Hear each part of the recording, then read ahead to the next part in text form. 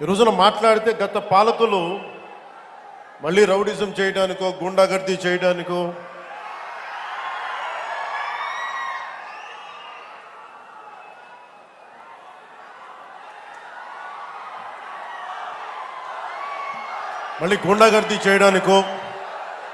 Rowdyism చేయడానికో అలాంటి భావన మళ్ళీ ఉంది. మీకు తెలుసు కదా, రౌడిజానికి గుండాలకి గుండాగర్దీలకి బయటపడితే మన రాజకీయాల్లోకి వస్తాం. కేసులు పెడతాం, వస్తే 29లో మేము అంతు చూస్తామంటే మీరు రావాలి కదా. మీరు ఎలా వస్తారో మేము చూస్తాం. నాకు వారి మీద, వైసీపీ నాయకుల మీద ఈరోజు చెప్తున్నాను, మొదటి నుంచి చెప్తున్నాను, వ్యక్తిగతంగా నాకు ఎవరి మీద కక్ష ఉండదు. మనస్ఫూర్తిగా నా గుండెల మీద ఆత్మసాక్షిగా చెప్తా, నాకు ఎవరి మీద కోపం ఉండదు. కానీ మీరు సగటు మనిషిలో, ఈ దేశంలో ఉన్న సగటు మనిషికి, సగటు మధ్యతరగతి మనిషికి, సగటు రైతుకి, సగటు యువకుడికి, సగటు యువతకి మీరు కనుక భయభ్రాంతుల్ని క్రియేట్ చేస్తే దాన్ని ఎదుర్కొనే కదా ఇక్కడ దాకా వచ్చాం.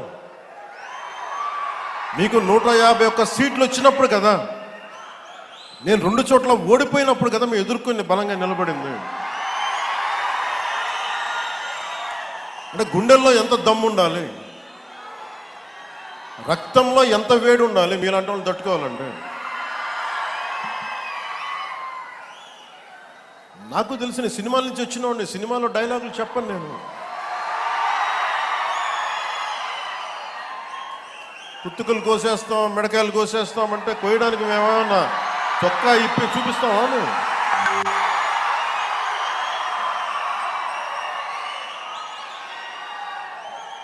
నేను సినిమాలో డైలాగులు చెప్పడానికి కూడా ఇబ్బంది పడతా. సింహం గడ్డం గీసుకుంది, మేము గడ్డం గీసుకోలేదు.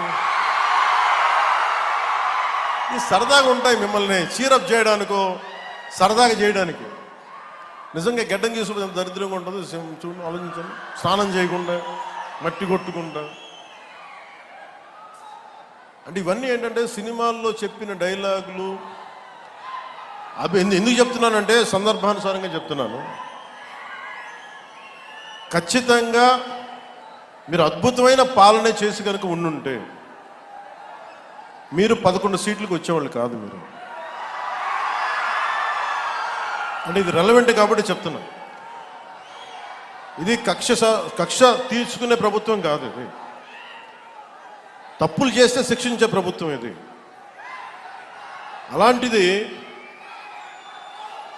అంటే ఇది ఎందుకు చెప్తున్నానంటే మీకు వినండి, మళ్ళీ అరవండి.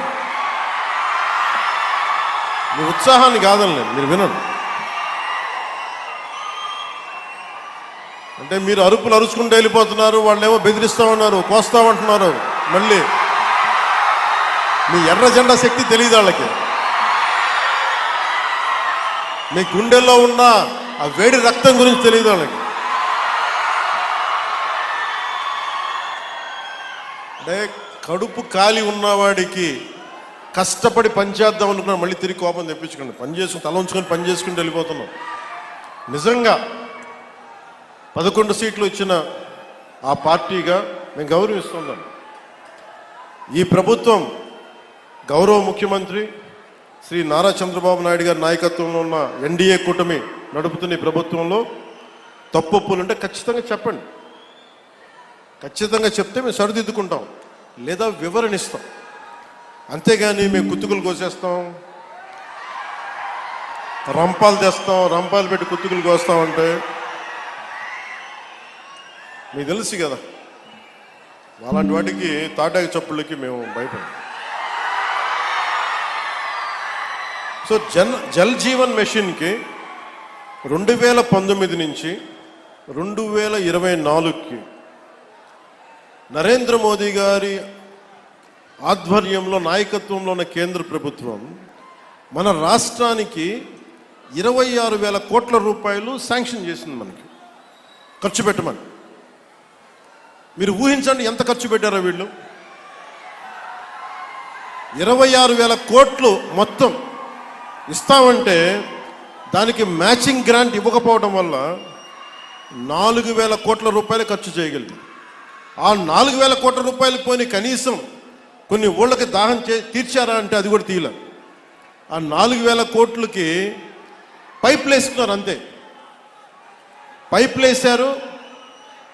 ఇప్పుడు పైపులు వేస్తే వాటర్ సోర్స్ చూపించాలి కదా.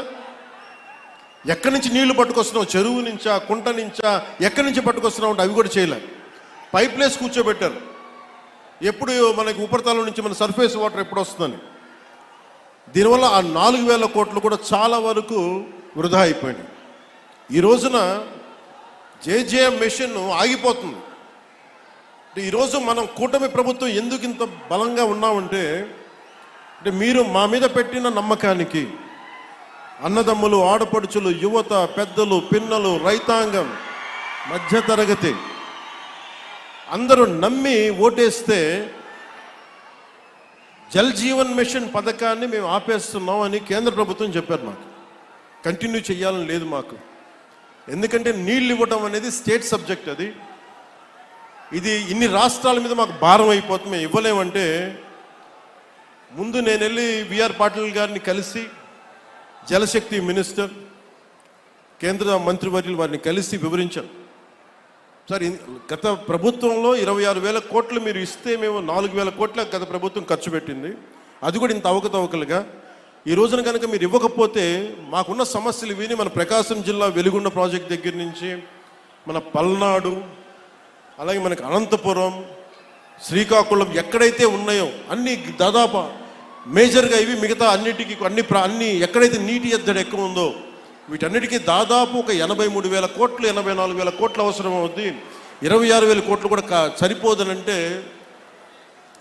వాళ్ళు అసలు మేము రూపాయి కూడా ఇచ్చే పరిస్థితిలో లేము, అంత ఇబ్బందుల్లో ఉన్నామంటే కేవలం మనం 151 సీట్లు ఇచ్చాం కాబట్టి, ఎన్డీఏ కూటమిని గెలిపించాం కాబట్టి మా గొంతు బలంగా, మా గళం బలంగా వినిపిస్తే తర్వాత గౌరవ ముఖ్యమంత్రి చంద్రబాబు నాయుడు గారు, నేను ఇంకొకసారి మరోమారు జలశక్తి మినిస్టర్ గారి దగ్గరికి వెళ్ళి ప్రధానమంత్రి గారికి వారికి అందజేసి చేస్తే ఈ రోజున జేజేఎం ప్రాజెక్ట్ మొదటి విడత మనకి 1,390 కోట్లతోటి మన ప్రకాశం జిల్లాలో మొదలు పెడుతున్నామంటే దానికి మీరు మా మీద పెట్టుకున్న నమ్మకం, కేంద్ర ప్రభుత్వం మన మీద ఉంచిన నమ్మకం.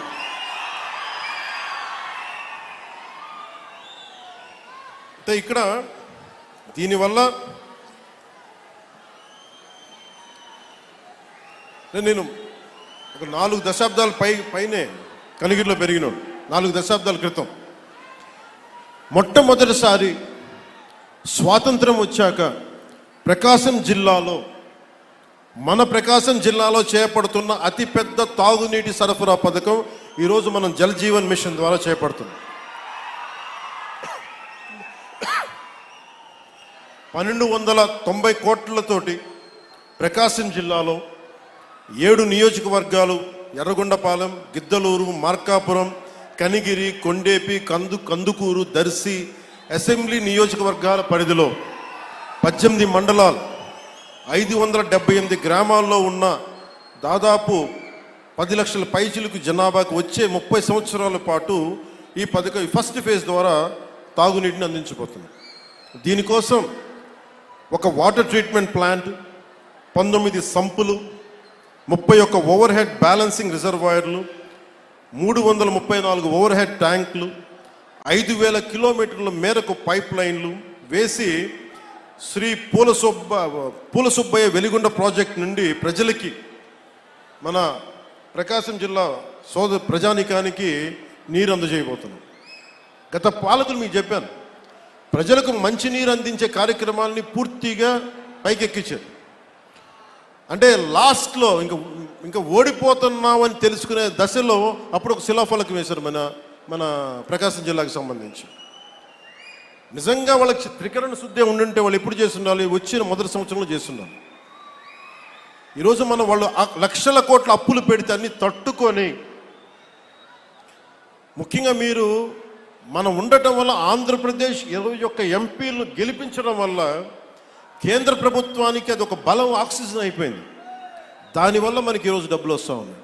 దానికి కారణం మీరు మమ్మల్ని నమ్మి నారా చంద్రబాబు నాయుడు గారి నాయకత్వంలో నమ్మిన కూటమిని గెలిపించినందుకు దానికి నిదర్శనం ఈ రోజున మన ప్రాజెక్ట్ స్టార్ట్ అవటం.